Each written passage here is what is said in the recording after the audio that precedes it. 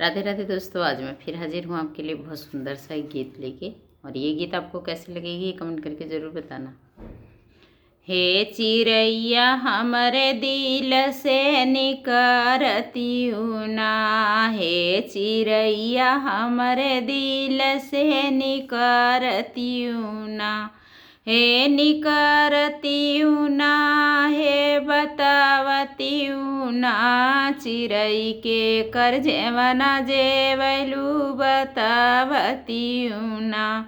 चिड़ै के कर जेवना जेवलू बतावती ना, हे चिड़ैया हमरे दिल से निकरती ना, हे निकरती ना, हे बतावती ना, चिड़ै के कर गेड़ुआ घोटलू बतावती ना, हे चिड़ैया हमरे दिल से निकरती ना, हे निकरती ना, हे बतावती ना,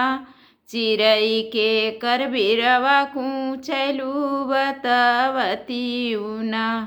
चिड़ै के कर बिरवा कूचलू बतावती ना, हे चिड़ैया हमरे दिल से निकरती ना, हे निकरती ना, हे बतावती ना, चिड़ै के कर से जिया सोवलू बतावती ना, चिड़ै के कर से जिया सोवलू बतावती ना, हे चिड़ैया हमरे दिल से निकरती ना।